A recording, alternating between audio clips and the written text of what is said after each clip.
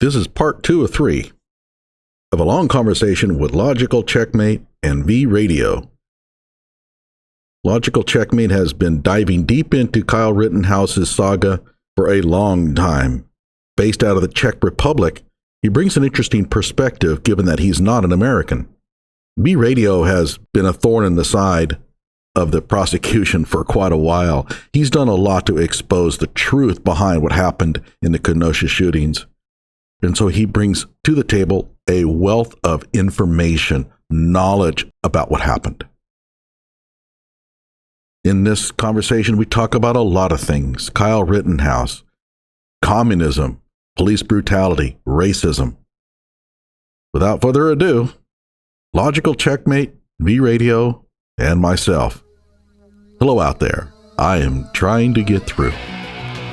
With his powerful brainwaves cradled in the warmth of reasoning, it's time for Johnnie Walker Dread to straighten you out on a thing or two.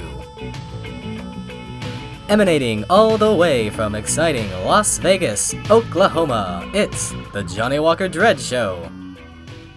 And even if you identify the solution, the proper solution for that, the simpler reality of the situation is it will take time. It will not be solved basically overnight, in 1 year, in 2, probably not even in 5.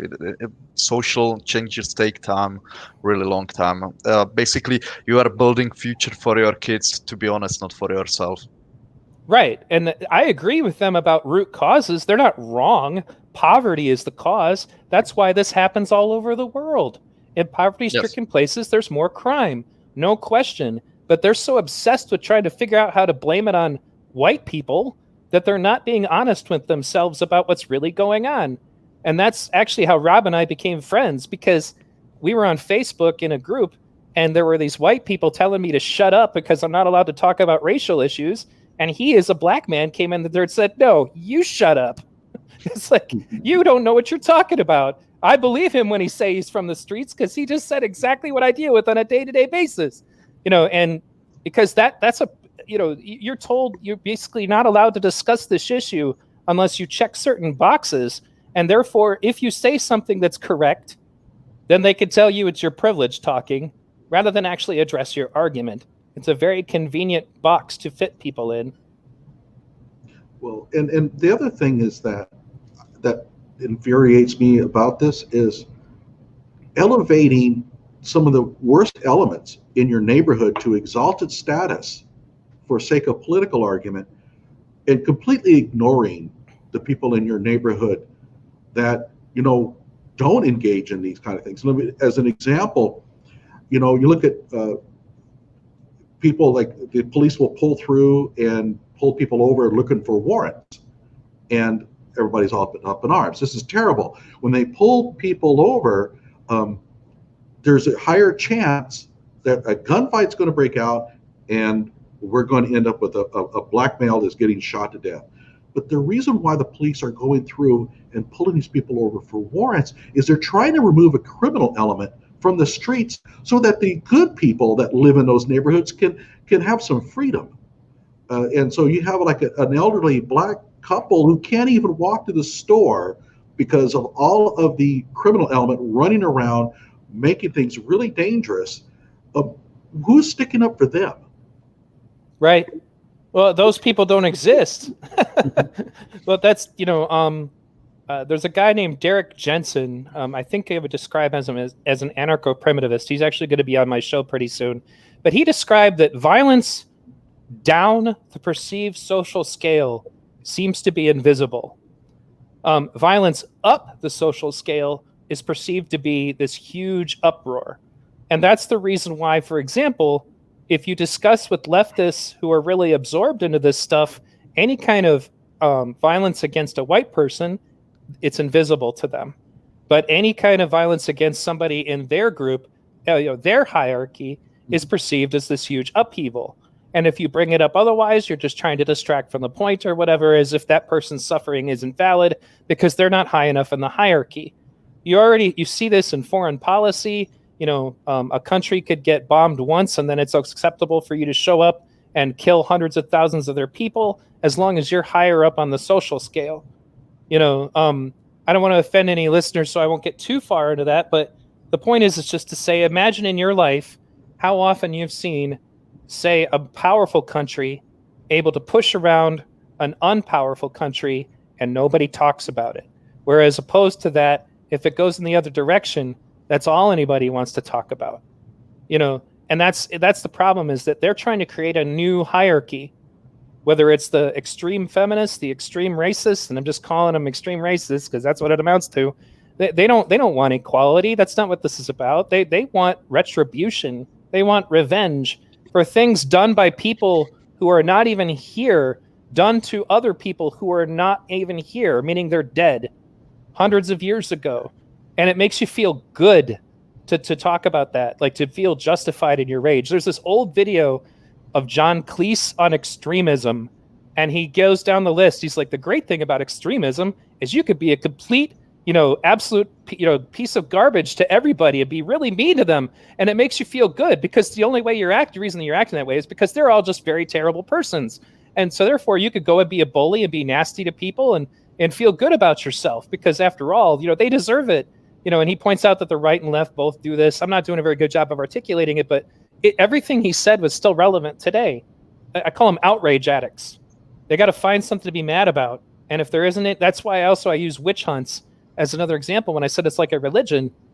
Because the witch hunters would go to the next village, and if they don't see the devil, it just means they haven't looked hard enough yet. It doesn't mean that the devil isn't there. That's how people who are caught up in that kind of mentality operate. And that's what you see when you read a blog, because maybe nobody's been shot recently. We're going to read a blog about a Godzilla movie and about why it's racist and sexist and misogynistic. And, we have to protect people from the Godzilla movie. That actually happened, by the way. Somebody wrote an article saying that Godzilla is racist. Yes. And I could give you an example of that just to explain, temper. But this is how it worked. And fortunately enough, a lot of people of color that were in this Godzilla Facebook group acknowledged that this was the dumbest thing they had ever read. But basically they said, so there's a scene where Ken Watanabe's character, the Japanese professor, is trying to tell a white male general, don't use a nuclear weapon. It's not going to work. It's a bad idea. And the guy didn't listen. So the person analyzing the article, trying to find the devil, because they just haven't looked hard enough yet, said, well, you see, this demonstrates white supremacy. And, the white general was just showing, his white supremacy. And I said, you interpreted it that way. The way I interpreted it is that guy was an idiot and the Japanese general was a genius, or not general, but scientist, but you're looking for how is this prove, some kind of nefarious thing, and of course there's always the quotas of maybe there weren't enough women to film or whatever, but thankfully enough, people of color in the comments were like, this is ridiculous. Godzilla is about giant monsters killing each other, but she was looking for a reason to make it racist. So she said, well, there was an interaction with a white male and a Japanese male, and the white male didn't do what the Japanese male said. And I'm like, yeah, and he was wrong and looked really freaking stupid. What message did you think was supposed to come out of that scene?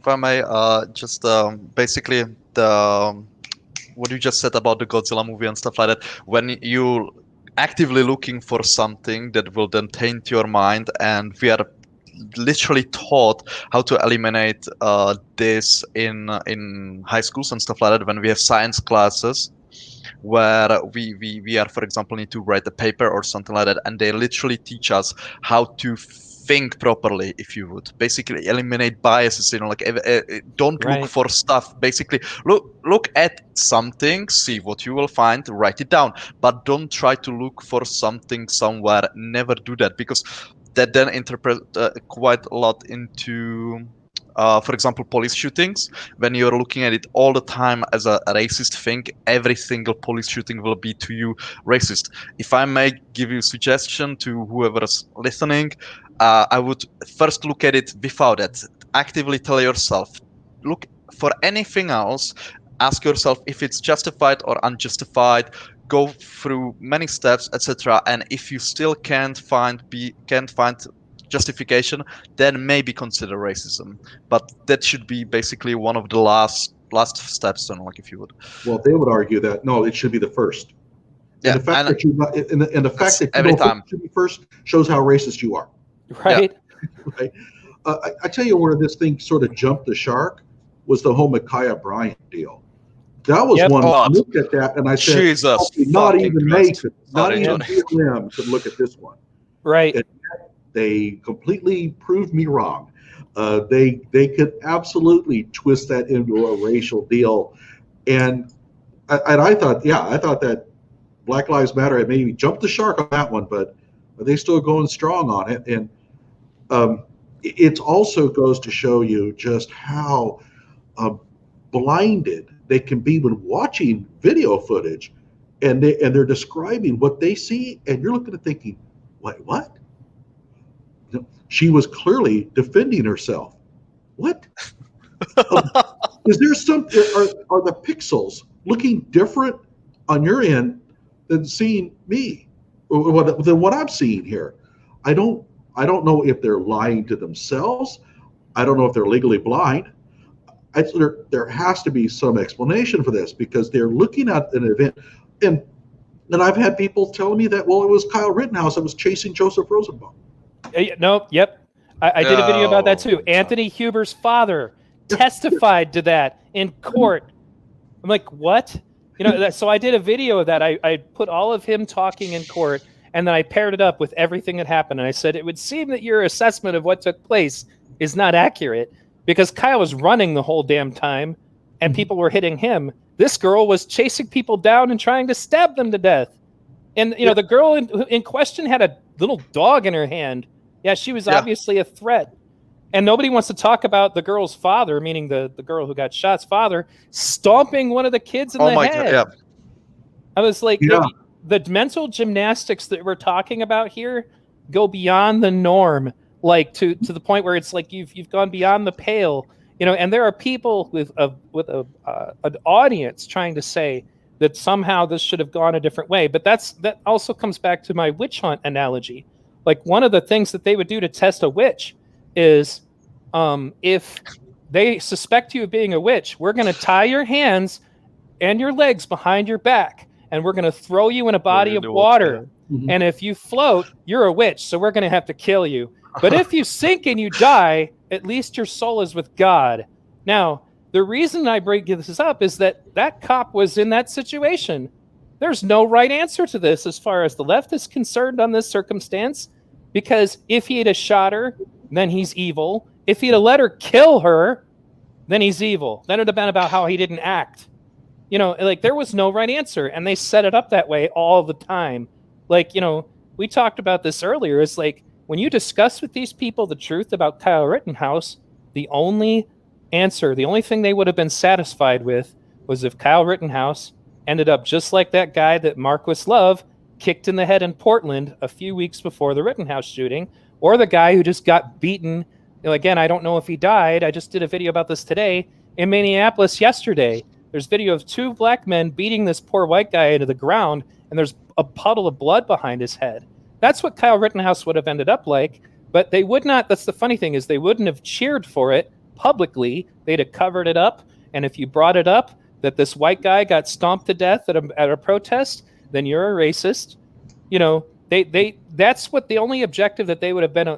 I'm sorry, not the objective. The only result that they would have been satisfied with in all of these instances, is that somehow, the person who has right-wing conservative beliefs, especially if they're Caucasian, straight, cisgendered, just go down the list, and the more they want you dead, that's the only way that they would have been satisfied.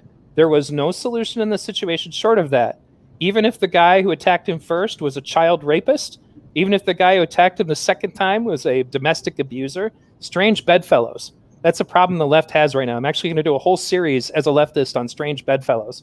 Like the fact that feminists are hanging out with Muslims, which, mind you, there are great Muslims out there, but there are also some really bad Muslims, and holy crap. Or feminists hanging out with people in the hip hop culture. That's the most misogynistic version of music I've ever heard in my life. Hip hop artists hate women, or they refer to them as, or their trophies. I mean, it's literally worse than any rock music song that I've ever heard. And don't get me wrong, rock music especially used to be really raunchy about women, but at least they were objects that they were desiring. When you listen to a hip hop music about women, it's always antagonistic. Strange bedfellows. How do you do that? How do you resolve that? Anyway, go ahead. I'm sorry. Yeah, if I just made, I think that we mentioned it quite a few times already. The tribalism and basically the belonging to the group here plays a big role, because here I would ask the audience to trust me to a degree, but so far I asked 83 people here in Europe, and some friends in Zambia, in Africa, and some, like from neighbors, their family from Vietnam, because we have a big Vietnamese diaspora in Czech Republic.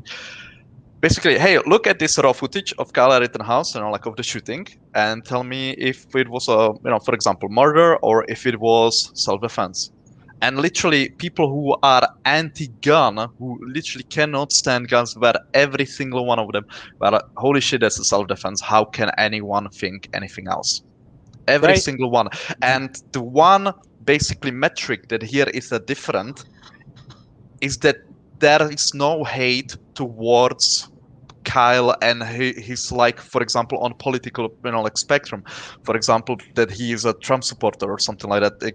Okay, yeah, so like that's not a factor for us. So we can, to a degree, look at it, like objectively, in my opinion, and it should speak volumes that every single person says that's self-defense. There's a lot of funny stuff like that where it changes when you get outside of the country. Like, I have a friend who moved his family to Dominica, and he's the only white guy he knows on the whole island. I mean, he knows that there are other ones that live there, but they're all very nice to him, and they think everything going on over here is ridiculous. And that's a majority black country. They took in his family. They treat him like he's one of them. And kind of unrelated, but when you talk about cultural appropriation, this just popped into my head. Was like, this guy was dealing with Africans, and he was wearing some African socks. And he was worried that the African people he was going to be talking to would be upset. And one of the Africans went, "Oh, you must be from the United States. we don't care about that. We don't care about that over here. Wear the socks." I always point out, if you cultural appropriation, go to like New Guinea, and you encounter those primitive tribes that you have very little contact with other people, but they're wearing. Oops, sorry. I would recommend you a fan, basically, to rotate, to trigger that, like. but yeah, go into like New Guinea and check it out. They'll come out wearing T-shirts. Well, that's a United States Navy invention. Right. What difference does it make? Right. Yeah, I just, that whole cultural appropriation thing is absolutely saying, in the whole United States, if cultural appropriation is really, like an issue, and not a single American who is not of Czech heritage should drink pills and beer. Just saying.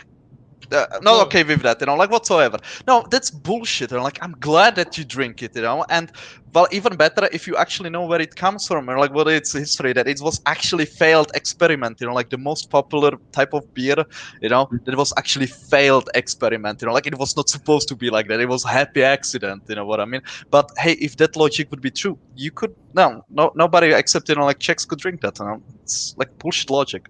Mm-hmm. Well, right. We think of it as like flattering, like, I'm Irish. Do I get upset that people of color celebrate St. Patrick's Day? No, I don't care about that at all. Go for it. What's wrong with that?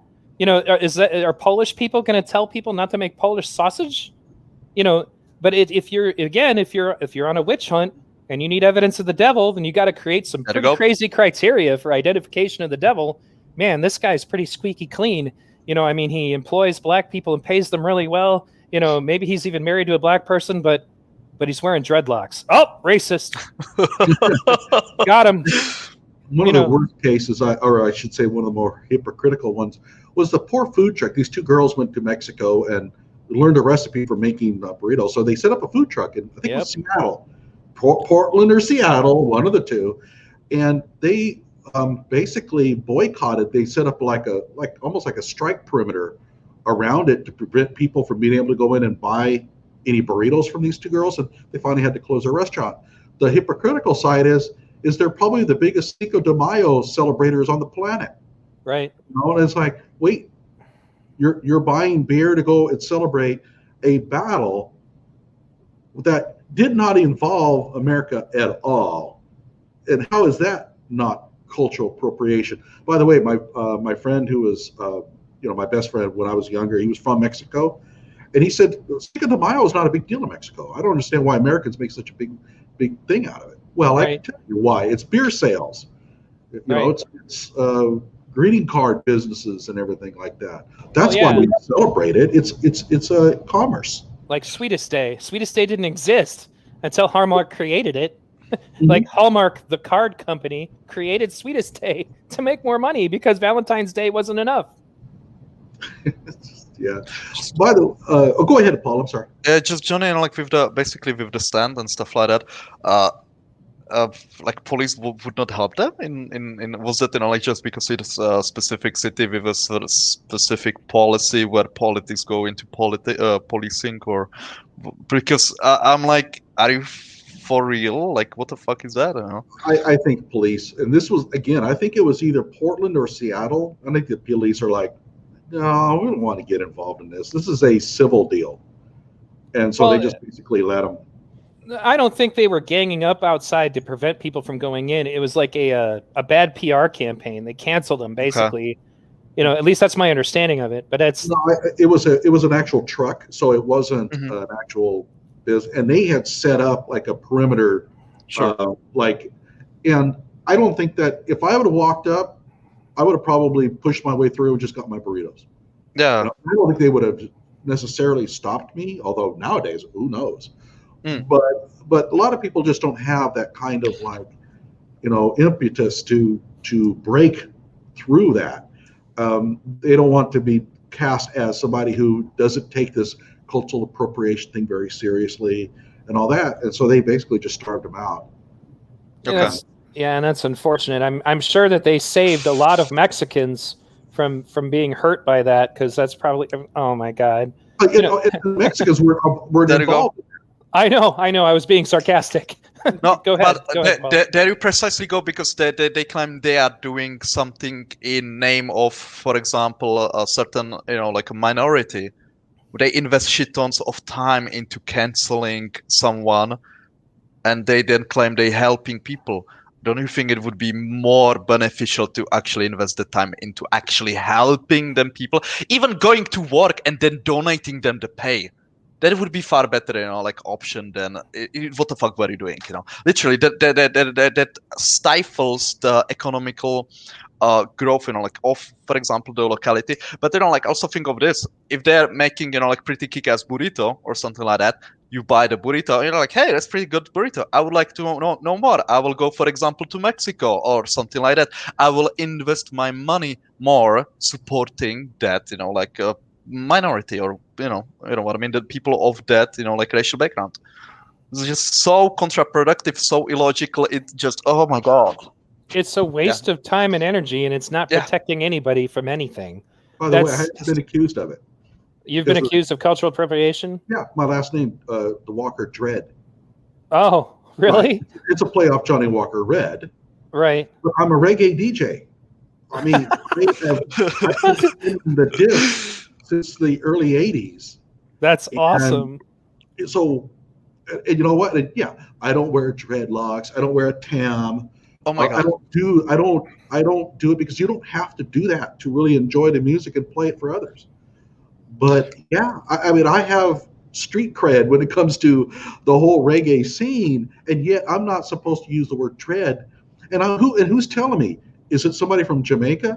No, it's just probably some white college student telling me that what I'm doing is wrong. Well, I'll tell you what, if Jamaicans, if we have Jamaican music lovers want to complain, they can complain.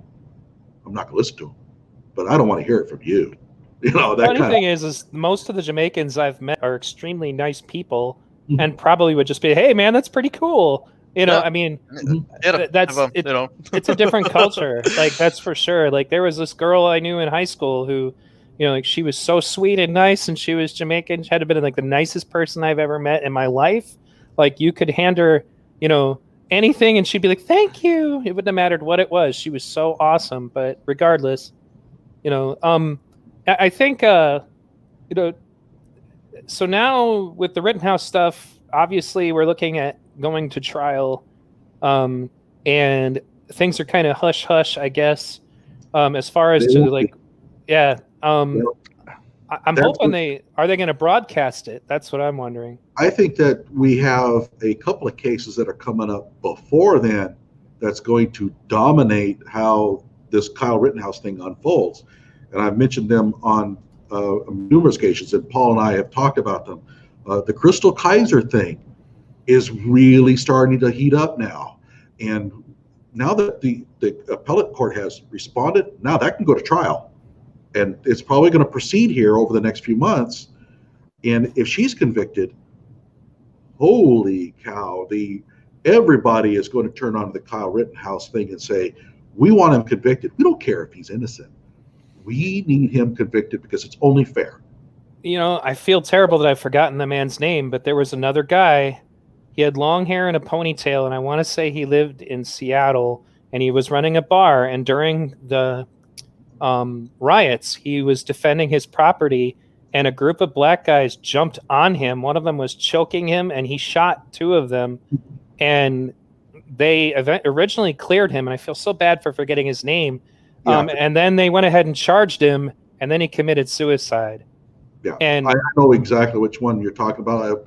Robert Barnes has talked about him quite a bit on his. That video is so obvious what happened there, and that poor guy knew he was going to get pulled through the ringer, and he took his own life. It makes me really angry because, like, I knew it was going to happen, like, because again, I grew up in those neighborhoods, so I know that there's a body language that's happening when they're getting ready to set you up to jump on you. And it's reminiscent of, like, you know, what predators do when they're getting ready to jump on something. And I was like, oh, dude, they're about right. Yep, there it is. One of them just ran up behind him. Yep. Oh, look at that. Yep. Now they're taking him down. We've seen that before. Yep. I was like, oh, you know, and again, they were angry with that he didn't get convicted. But what would they have been satisfied with if he was lying in a pool of his own blood, stomped out? That would have been the only way that they would have been okay with what went on, you know. And that's, you know, that's the other thing is, like, we've kind of come to a point that I recognize this is that the only way that it's acceptable ever at this point to shoot a person of color is if, well, actually, I don't think it's like, I want to know what the criteria is. How much of a body count do they have to rack up before the police officer's allowed to shoot them? Do they have to kill 2 people, 3 people? You know, like, because they're never satisfied. And, you know, that's the part that it's so irrational when you try to discuss it with them. And I think that the reason that Rob's perspective was different is that he lost family members that were close to him. And, you know, and he lost them at the hands of the criminal, you know, system that exists in those communities. A lot of these people don't know what that's like. And if all they've ever watched is videos that are handpicked to make the cops look as bad as possible, you know, that's actually one of the reasons why I think that they were so desperate. So, like, when the Jacob Blake thing come out, we go back to Kenosha, we see one video. There's 2 videos that exist, but rather strategically, we don't get to see both of them. You know, they release the first one and it causes the outrage that they want, and then that's all they want to talk about. When the second video comes out, by that point, it's too late. We're already burning Kenosha down. We're already rioting all over the country. And they needed a martyr. And the stuff that they invented about Jacob Blake, like, I did a video on my channel with, like, a bait and switch where it was man rapes woman and then returns to steal her car and abduct her kids. And you go into the video going, man, that sounds pretty terrible. And then I reveal, yeah, I'm talking about Jacob Blake, by the way. You know, violated a restraining order that his rape victim got against him. This is the guy who got shot in the back 7 times. And that may be excessive, but he was also getting in a car and taking off with someone else's children. And I'm thinking to myself in my head, if my daughter had a boyfriend that raped her and then showed up to take her car and take off with her kids, and the cops shot him, I don't think I'd lose too much sleep about that. Go ahead. If I may just, there's a big play also in all of this is that general public is simply clueless about be it use of force or violence. And I just want to say with the Jacob Blake, I spoke with a buddy. I met him at a wedding just last week about Jacob Blake shooting, and he told me that he would in that situation, even if Jacob Blake would not be at that moment armed, which he was absolutely, even by his own admission, he would have shot him too. even in the back, because they were specifically told that this situation, basically because Jacob Blake was both convicted criminal or just accused. I'm not sure He now. had an But active warrant for yeah, rape yeah, okay. at the And time. fair enough. But Yeah. basically, his life is going to take a dive that is basically given. And he was stepping into a car with two children, his children.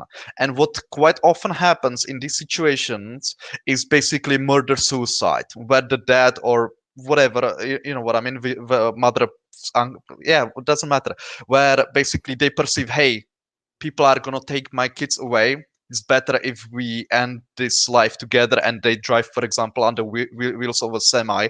And I must say, he told me that basically he would then perceive it, and not sure, to a degree he would be probably right, that the blood of the children would be then on his hands as well.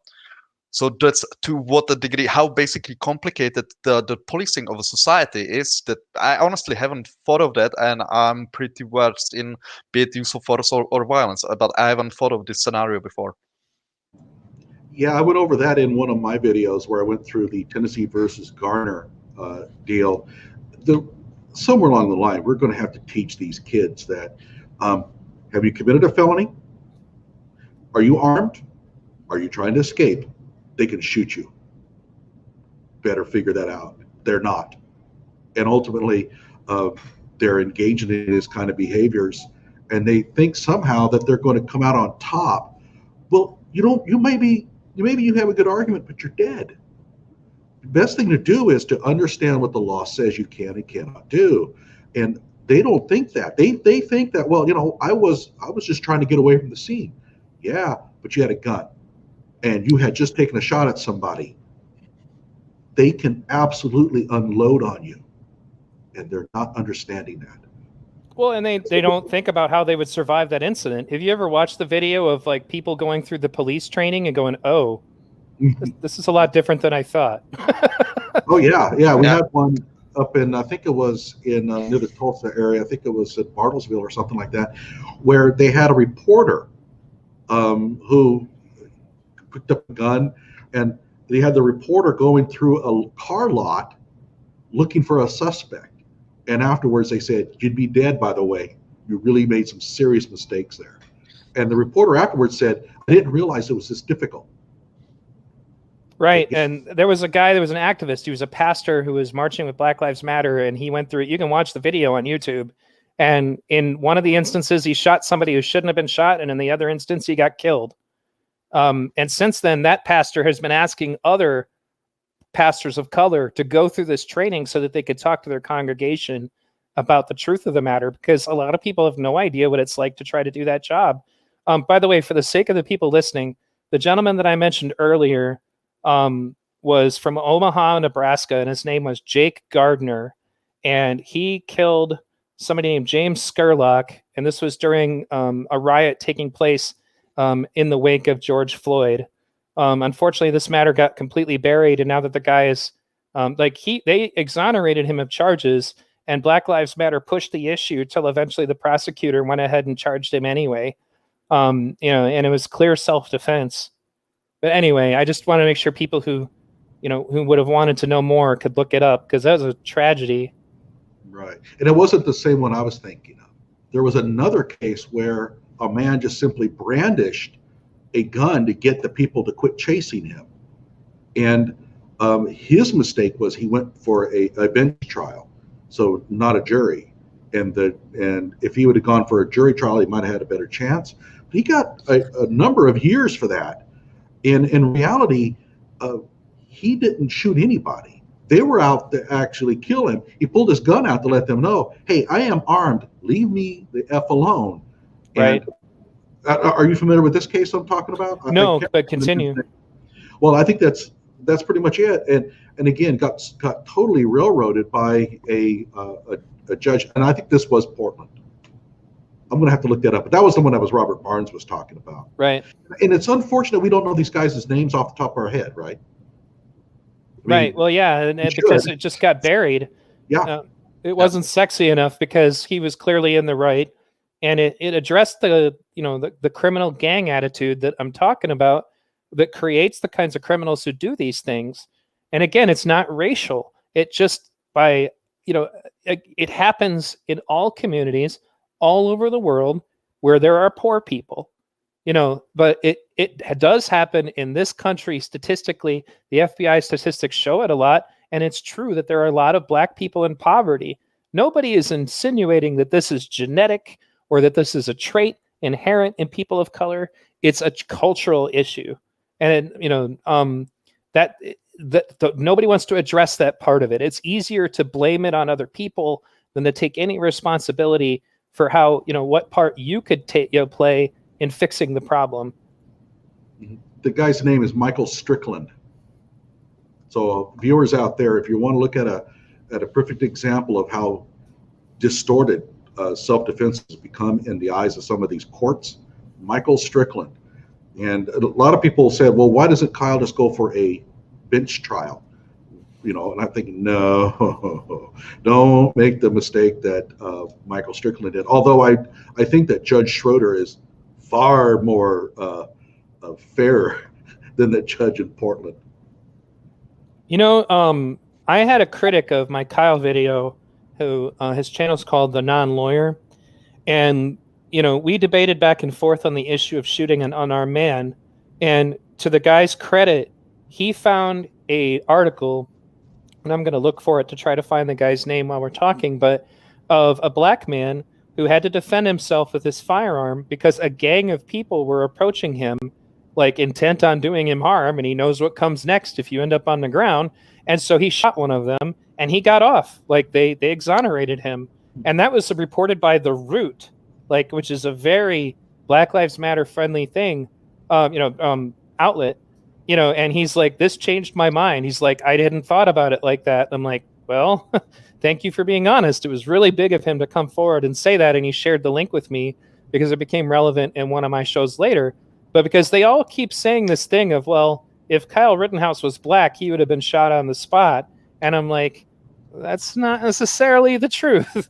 I'm like, if you show up with your hands up like that and walk towards them and turn yourself in, you got a much higher likelihood of survival no matter what color you are. And this guy proves it because he went through the system. He defended himself with self-defense. He shot an unarmed man, and he's walking free now. Yeah, the counter examples to these arguments are so easy to find. Corey Al-Muhammad, he was, I think it was in Fresno, California, shot 3 white people because they were white. I mean, he said it. Right. And the police surrounded him, and they took him in alive. He ran out of bullets. He was shooting at the police and just ran out of ammo, and they took him in alive. Dylan Noble, white kid, wasn't armed at all, shot to death by the same police force. And by the way, that is a very disturbing video if you want to see it, because Dylan's laying on the ground face down, and the police officer fires a 12 gauge into him. Well, I'm going to give the police some benefit of the doubt here. The police officer must have saw something that gave him the idea that he was a threat. But this idea somehow that this only happens to a certain race is ridiculous. A perfectly good example is in Houston, where they had it was Regina Nichols, I believe was her name, or something like, and Dennis Tuttle. They were sitting in their home, minding their own business. Police barged in on a no-knock warrant, shot both of them, killed the dog too, and guess what? The no-knock warrant was a result of a faked informant. The police officer that was in charge created a fake informant so he could get a warrant so that they could bust into that house, and they ended up killing both of them people. And guess what? About a year later, Breonna Taylor happens, and everybody thinks this only happens to black people. Right. Those 2 people in Houston were both white. If I may, go ahead. Just quickly, with basically that unarmed person is not a threat. I literally made a video a few weeks ago, specifically on that. It turned out pretty good, so I'm gonna plug a V with my channel, on logical checkmate. You can check it out, whoever's watching. And I basically still had people from Kyle Rittenhouse, who are, let's say, anti-cows, as Johnnie calls them. And they were just making these insane excuses. I, for example, demonstrated one of the dangers of unarmed attacker is that if you get knocked out, you fall to the ground, you can crack your skull.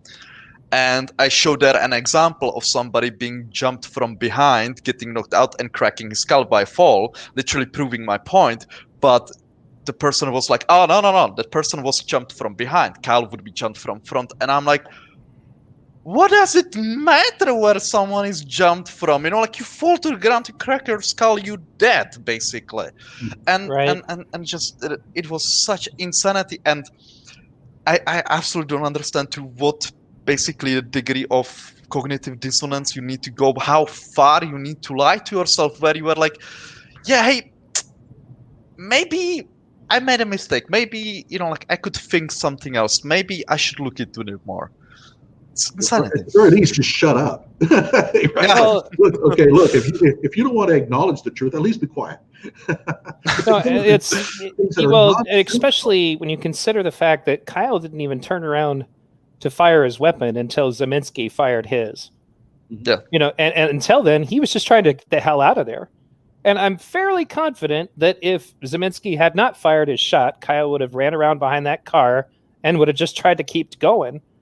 Who knows if Rosenbaum would have caught him, but one of the things that I exposed in my video, and I was using another lady's video. Unfortunately, she took hers down, but she pointed out the behavior of Zeminski and his wife was casual, like they were walking to the store to buy a sandwich, and this is after they, right? Yeah. After they fired the gun in the air. They're just walking along, no big deal. Meanwhile, everybody else is running and screaming and dodging and, trying to get the hell out of the way. That guy walked right past the car source, and then he doesn't do anything of any interest until he turns around and starts screaming, get him, Yeah. he shot him. It's like, oh, anyway. And you interviewed this guy. Well, you didn't interview him, but you had a discussion with this dude. Yeah. Yeah. Yeah, he commented on my video, and he and I went back and forth a little bit. Did he ever mention anything about why he was so nonchalant? No, but I mean, part of the thing that's funny is our connection is that the prosecuting attorney apparently viewed my video, which is what led to Zeminski getting arrested, which is reported by the Milwaukee Sentinel and a few other outlets, because he's the guy that nobody wants to talk about. The funny thing is, if you discuss reckless endangerment, that's exactly what he did. He used his firearm in a manner that was absolutely inappropriate, that led to a bunch of people getting killed.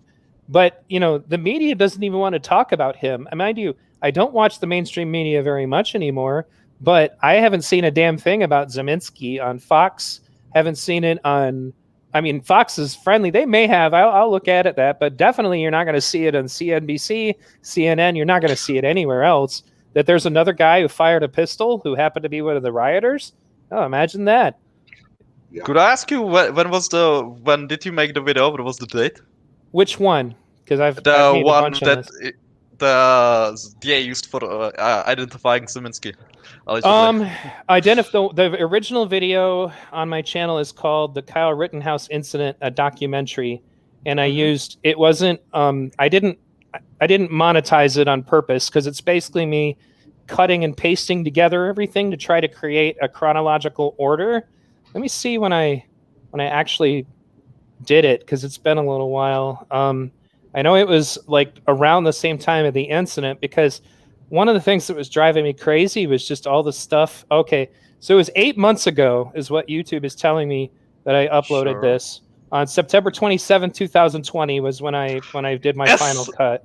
I've beaten you to it because I didn't identify him, by name, but basically, literally my first video, I don't know if I was the first on the internet or anything, but I noticed basically the Zeminski was the tall person that you could spot, like here and there. He was the first shooter and stuff like that. And I made, like whole video analysis. Oh, well, yeah, and I'm not on my taking channel. credit for any No, of that no, stuff. no, it's just, like we bit Yeah. of a friendly competition, like I made it on the September 10th, No, published my it. video was sourced from a bunch of other people's work, and then mine too, definitely, 4chan, there was a 4chan website that also kind of quietly sent me a message and said, hey, Okay. I got all this information for you. You might want to use it. And I'm like, sure. And they're the ones who, 4chan's the one who figured out that he was going under an assumed name, that he was calling himself Alex Blaine. And like, it was on the 4chan website. They went, he's not Alex Blaine. Here he is right here. His name's Joshua Zeminski. So Yeah. 4chan and Anonymous figured it out. And it's funny because those people think that Anonymous is on their side, and some of them might be, and some of them might not. It's another amorphous group. But yeah, it was 4chan that put together that he was a different guy, because he had 2 Facebook accounts. They're down now, but if you watch my video, I've got screenshots of his profiles, because he had 2. And the reason he was going by Alex Blaine is because the guy's got a 3-page, criminal record, and he couldn't get a job. Imagine that. That's another thing when you talk about the justice system. How the hell is that guy still walking around? Like, after we got him arrested for him being the first shooter, they let him out on $1,000 bond. And when you look at his stuff, the prosecutor's been giving him sweet plea bargains for years, going back to 2010. It makes me wonder. I'm like, obviously it's probably not the same DA all the way back from 2010, but it makes you wonder what the hell is going on in the Kenosha, department, because this guy should not just be walking around. He's got habitual offender like a bajillion times on his record, and he'll basically plead guilty to half of it, and then they'll get rid of the other half. It's like the DA's just trying to get him out of there, But imagine if he hadn't been there, this may be a very different situation. Well, they did it again. Yeah. These charges that they had for him opening up with the firearm. I don't know if you followed it, but yeah, they've got him now for felony arson, but nothing related to the Kyle Rittenhouse shooting. Yeah. So they've dropped all that stuff. So he could be facing some serious time for the arson thing. Frankly, I doubt it. I think we lost one of our co-hosts here. Yeah, I think that he'll check back in, I'm sure. But yeah, it's and also with Gage Grosskreutz, he had felony robbery. He dismissed the charges, and you watch this stuff, you think, why am I so worried about getting arrested for anything? I'm not, but right. It's like, yeah, I was really surprised at how so often people get arrested and nothing. Right. It comes out. And unfortunately for Gage, that probably cost him his arm. Right. Yeah. And that's man, talking about another example of the media totally ruining something. They published that picture of Gage with his hands up and said that Kyle was shooting him even though he was surrendering. That was their version of it. Yeah. And the reality is he fake surrendered and then pointed his gun at him anyway. And that's when Kyle discharged his rifle. I'm like, I'd have shot you too. One of the things that comes out about this whole deal is how the role that the independent small-time YouTubers and such are driving the actual real evidence. Right. Whereas the media is nowhere to be found. Right. The Washington Post did a reasonable job of uncovering some things, and they had a pretty, for the Post, relatively unbiased, I guess. Right. I mean, you could sense that they were sugarcoating some things, but that Washington Post documentary was the first I ever heard that, hey, this Joseph Rosenbaum is a real jackass. Oh my God. And his girlfriend, and she's acknowledging at least the problems, but after you watch that, you think, Joseph Rosenbaum, this guy was out of control. And what I'm kind of surprised is that people that in the Washington Post, its viewership is watching this, and they're not coming away with the idea that, Joseph Rosenbaum was a real animal. And they're still looking upon him as this, sacrificial victim that was minding his own business He was just there protesting, and Kyle came up and shot him. Chased him down the street, according to Huber's dad. Yep. Yeah. I want to kind of circle back on the Crystal Kaiser thing, because right now they're already mangling the news about her appeal, and so you still hear them talk about her being fighting self-defense claim here. She's claiming self-defense. She's not claiming self-defense, but they're going to be painting it. And so if she's convicted, despite her very strong self-defense claims, what do you think they're going to do to Kyle?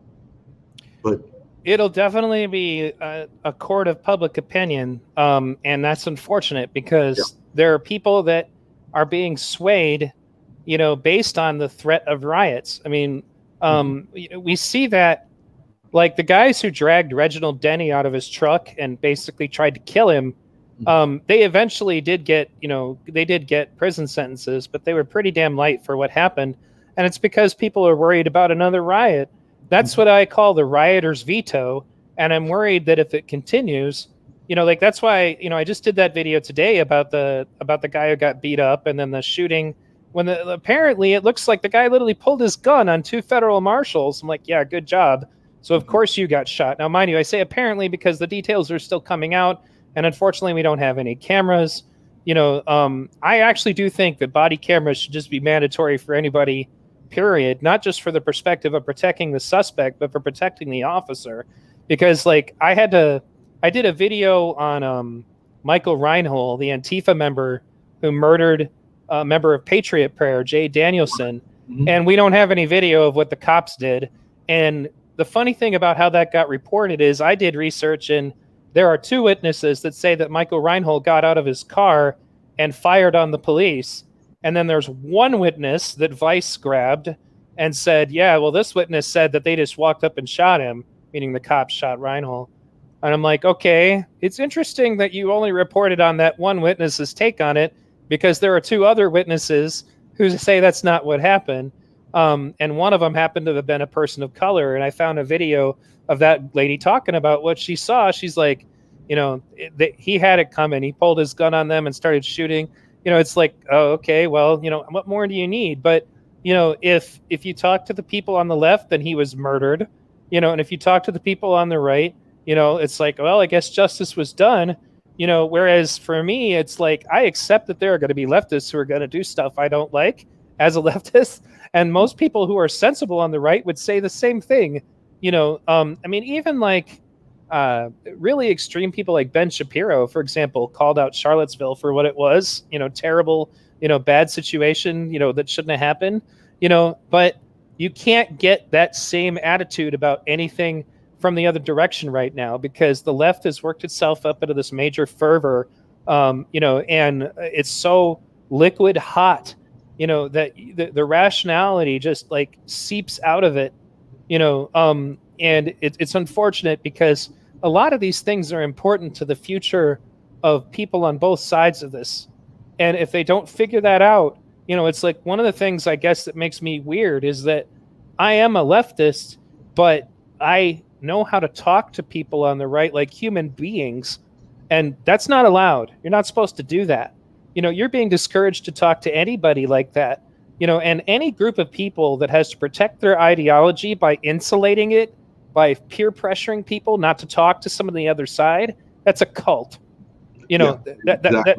That's what deeply religious people do. Like, we don't want you to go to the Jordan Peterson lecture because, well, you just shouldn't talk to him. He's a fascist, and you shouldn't even, give him a platform, is how they justify it. I think what they're really worried about is that Jordan Peterson might say something they agree with, or and can't counter at all. Right. And, have you followed any of the Evergreen State? Oh my goodness.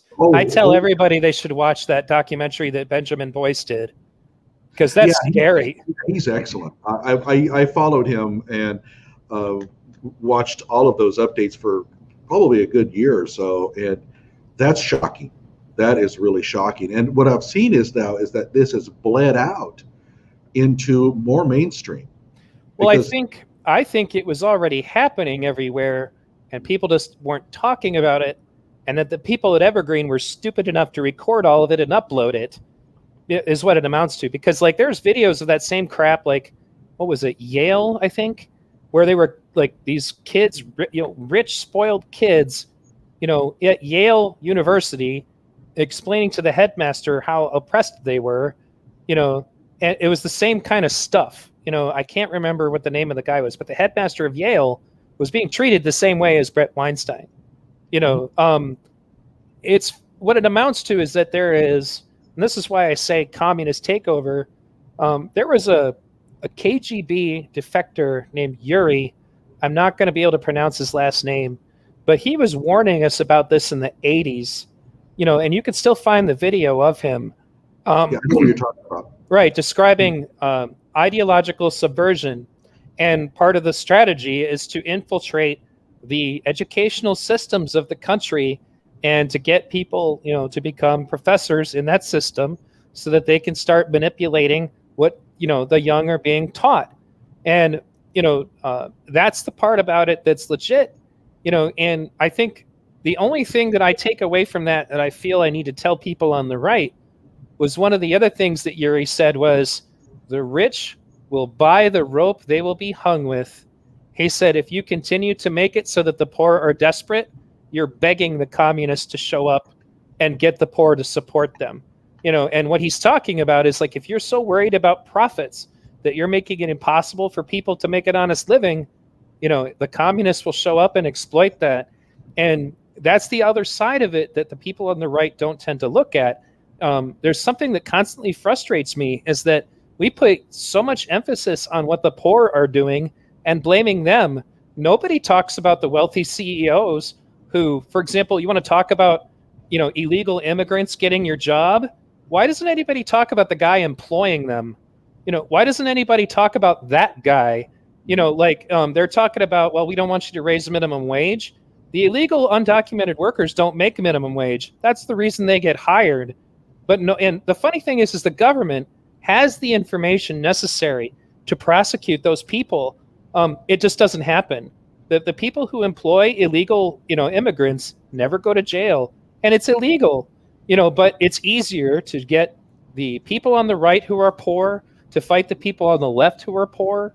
And meanwhile, the people at the top just basically laugh all the way to the bank while we're fighting each other, and that's the part about it that bothers me is that, people are concerned about the price of certain welfare programs, but the bank bailout was like billions of dollars, where they just paid themselves bonuses out of it, and it's like, that should be a huge outrage. And don't get me wrong, the Tea Party called that out, like they definitely went after it.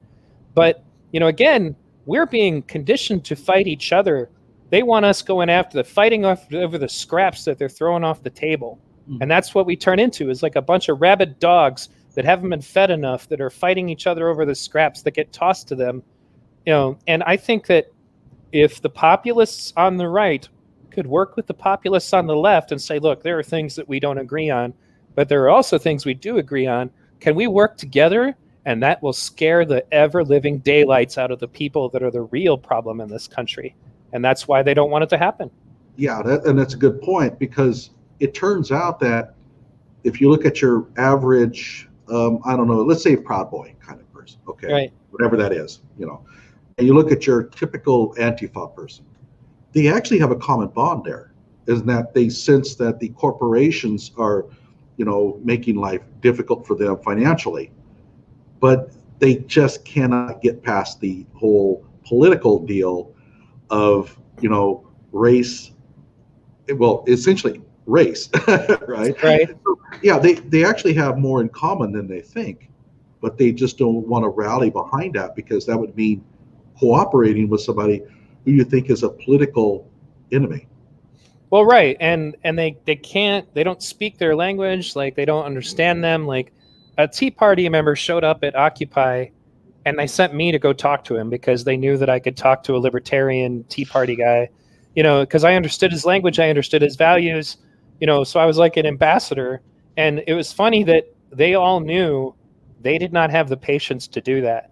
but they did not have the ability to go talk to that person.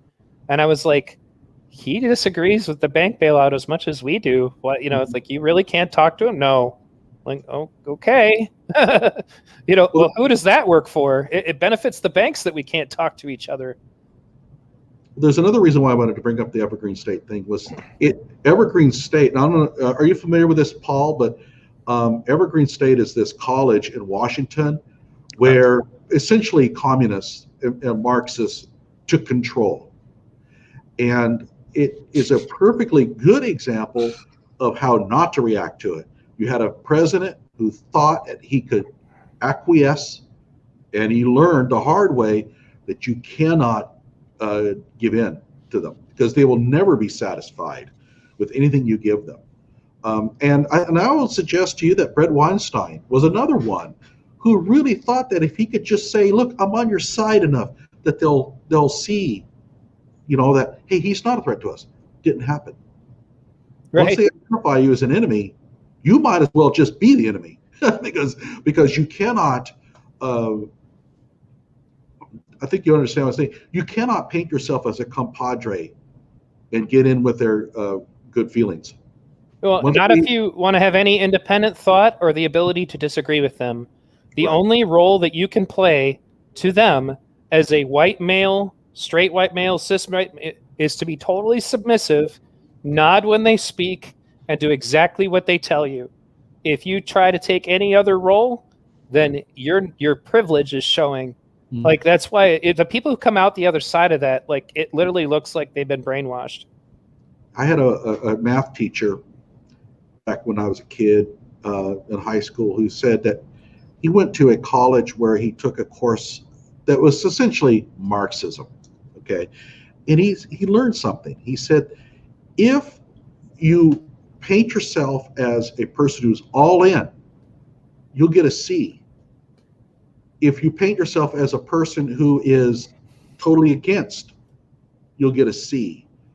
But if you paint yourself as a person who is almost kind of seeing it, kind of understanding what Marxism is about, but you're a little skeptical, you get the A.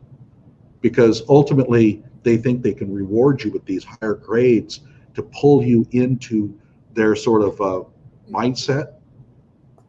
And therefore, when it comes to these dealing with these people, you have to just, in my opinion, just let them know that, no, I'm sorry, I'm not on board, and I'm never going to be on board with your ideas in a million years.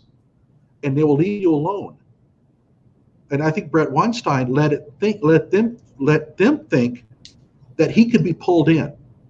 But these people don't have the reward system of giving out A's to persuade you. They only understand verbal threats. And that's why they trained their attention on him more than anybody else. It was not because they really felt that he was totally against them. He felt that they looked upon him as an easy target for indoctrination. And okay, so that's my spin on it. My question would be is, if he had told them up front, you know what, I think your ideas are a bunch of horse manure, and frankly, I think it's ridiculous. I don't want to deal with you people. I wonder how they would have treated him at that point. In my opinion, they probably would have left him alone. They would have went after somebody else who was a little bit of an easier target. But that I have no proof of that. I think that go ahead, Paul. You go first because you've been on. Sorry. By the way, sorry to the audience. There's a thunderstorm and my internet got taken out for a bit. Just want to say, basically, as someone from a post-communistic country, it's kind of bonkers that there are even people in the United States who think, oh yeah, hey, let's try communism. It's not like it failed every single time. And actually have you kind of gave me an idea with this. Basically, for like videos for a series that will be, I'll simply start narrating, making telling stories of communism and like of horrendous things that were done, like to my countrymen. And just basically that, because guys, whoever, if you like communism, really, that's the reason why it did not work, not a single time in history. Truly. Well, it's the only time I've ever seen it function is there's a small commune called Twin Oaks in the United States, but they do everything. On a small scale, yeah, sure. Yeah, they do things democratically, but the other thing though is there's a work quota, and if you're not going to work, you don't get to stay. That's what people don't understand, is that functional socialism is a lot of work. It doesn't just mean, oh, I don't get work and I get everything. No, it doesn't work like that, because and they understand that. If it's going to work though, it has to be democratic, and it can't be. And it should be on a smaller scale. It's definitely going to work a hell of a lot better. But my main point is not to try to sell people on socialism. Is just to say that even if it does work, be ready to be working, because work doesn't stop happening just because you're a socialist country. And that was one of the complications that you have. There were people in Russia who just openly said, we don't even work unless they tell us to. They just wouldn't do it. So if the work's not getting done, your society crumbles. But yeah, what you're talking about would be extremely valuable, because like that Stalinist I told you about, they don't believe it. If you tell them that Stalin was a bad person, you're just a victim of United States propaganda. They don't know. They won't listen when you tell them that he was a bad person or that he killed anybody. Yeah, I think that the Gulag, not so much the Gulag Archipelago, but the Gulag, which is a more recent book, should be like required reading if you can redact some of the horrible stuff. But that should be required reading in schools, because I don't think kids understand what the communists can do and the horrors. We talk about the Nazis, and we have no trouble presenting that. Very vivid images. But we are really hesitant about bringing up the whole communist thing. And the forward, I think I forget her name, the author, she said that she's just mystified that young kids can run around with the hammer and sickle, and if you see a swastika, everybody just goes crazy. Right. But she sees the hammer and sickle, in her mind, there's one's not worse than the other. And I have a tendency to agree with her. Yeah.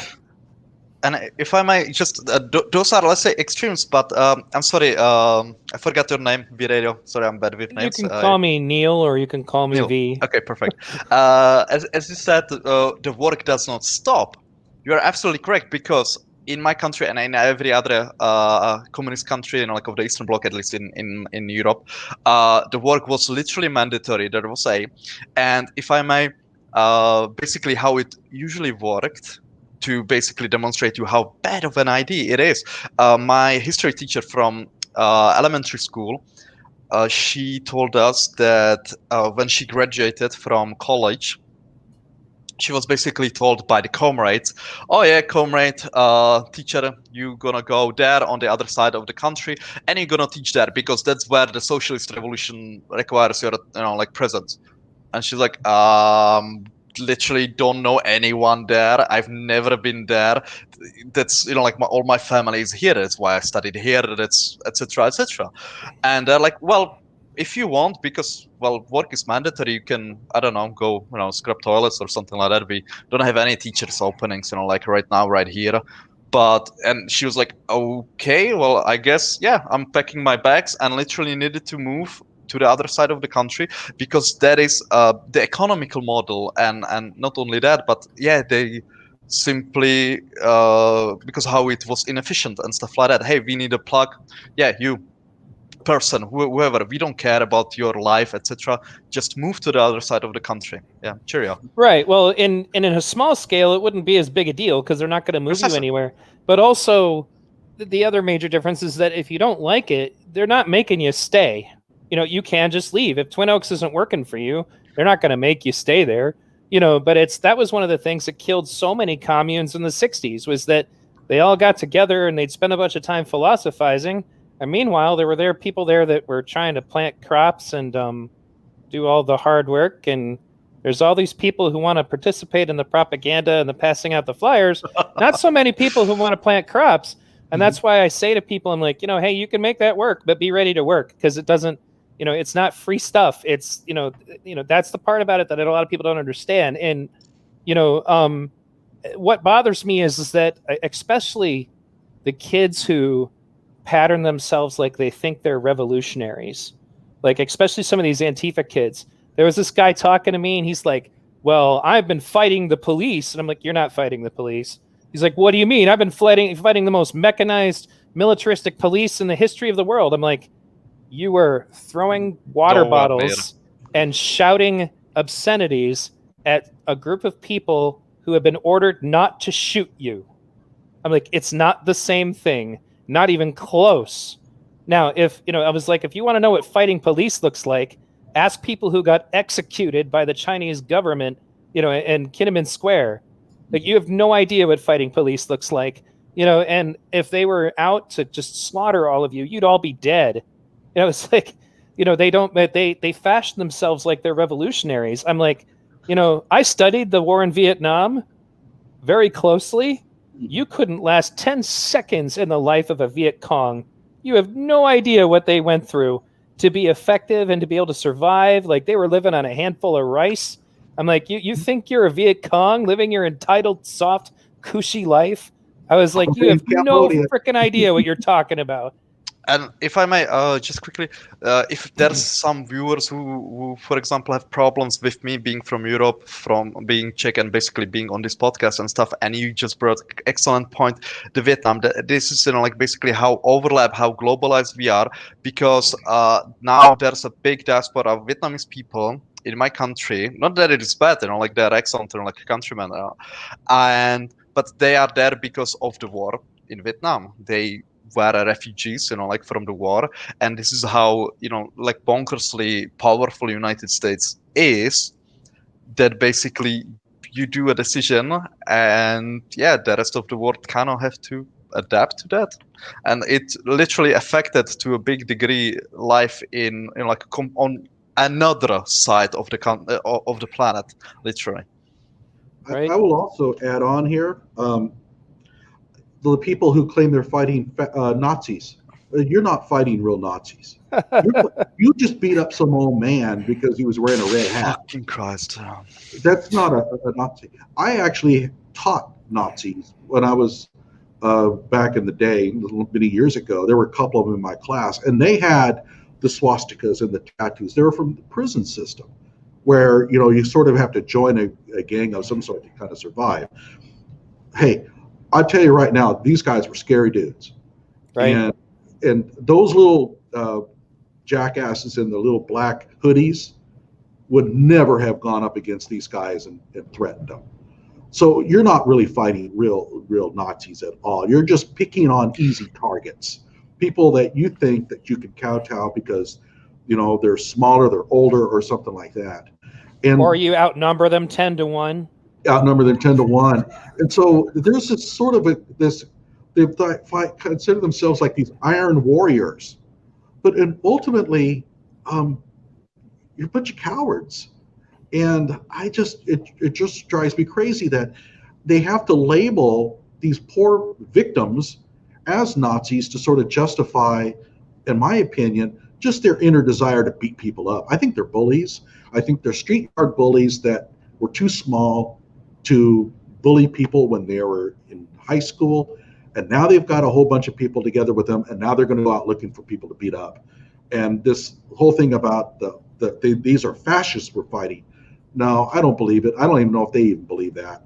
I think they're just labeling them that to justify in their own minds this inner need to victimize people. Well, it shows how little time they've actually spent talking to real fascists. That's the reason why I went and talked to the head of the Nazi party, and just to really understand what his ideology is, and ironically, more to the point, to learn why a lot of people are not actually fascists that people are calling fascists, because they don't even understand what the term means.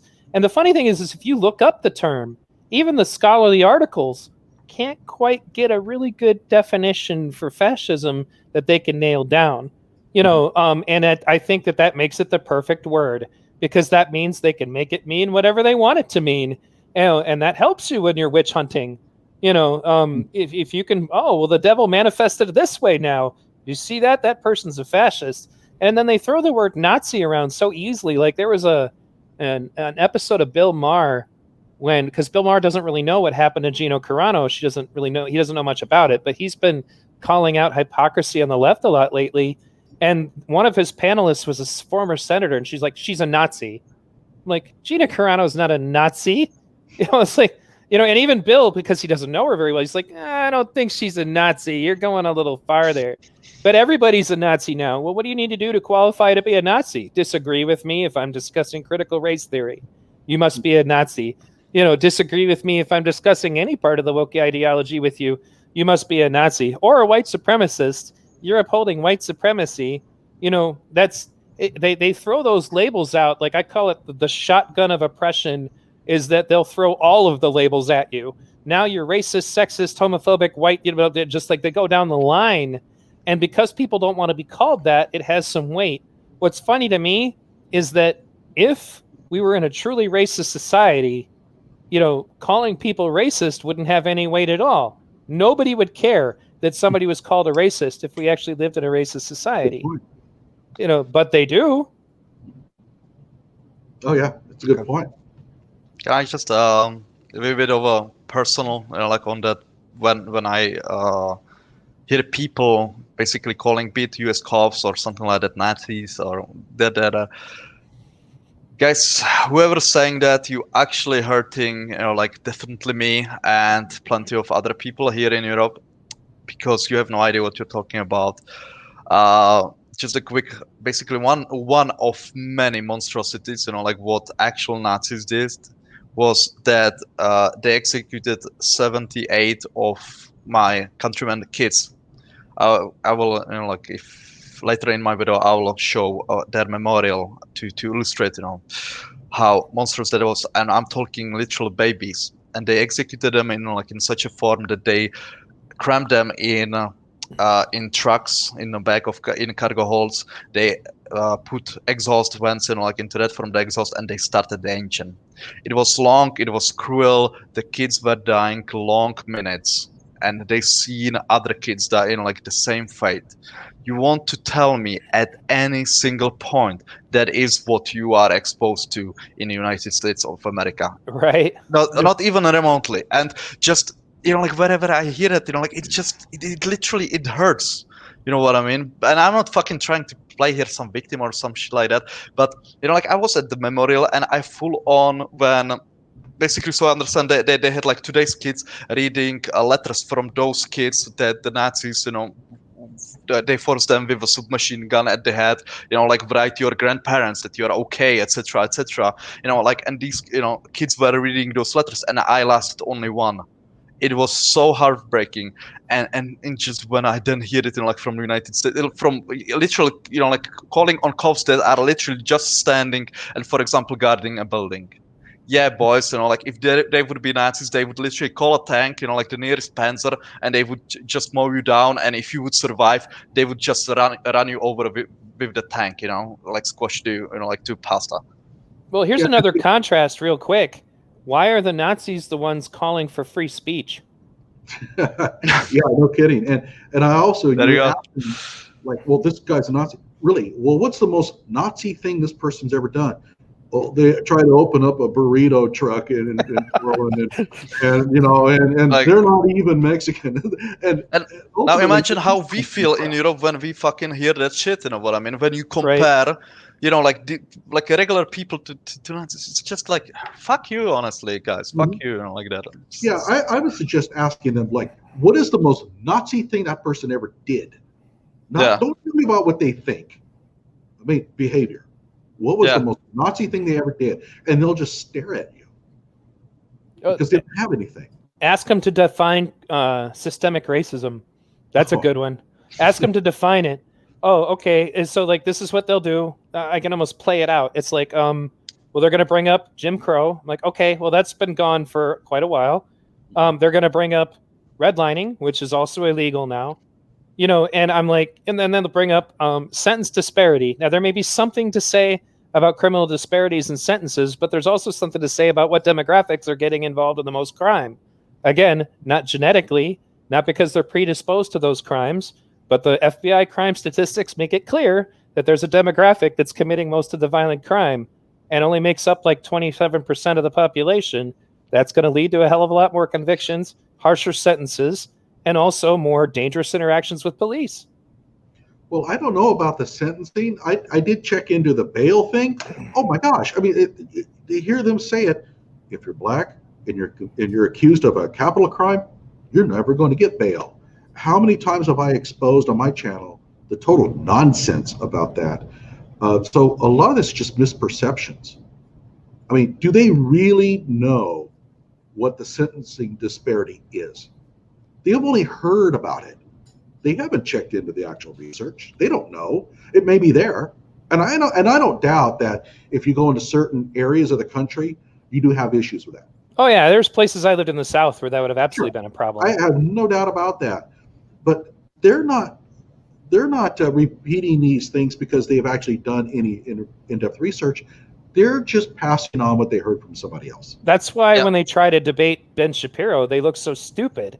Like they literally walk up there with their phones in their hand, reading out of them, because they don't know what they're actually talking about. It looks like a kid who's been handed a letter by their parent to go read it on a microphone. That's what it looks like. Mm-hmm. And they get shredded because they don't have any real statistics or understanding. You see the same thing in the feminism stuff, like that bogus statistic that 1 out of 4 women gets raped on college campuses was disproven years ago. Yeah, but they still quote it because nobody knows that. And the funny thing is, the guy who did that study has said that's not what I meant. Please stop saying that, and they still print it in major magazines like Time. That's a good one. I highly urge everyone to check out V Radio's and Logical Checkmate's YouTube channels. They have a lot of stuff there of great interest to you, I'm sure. I will put a link to their channels in the description below. Like my video, subscribe to my channel.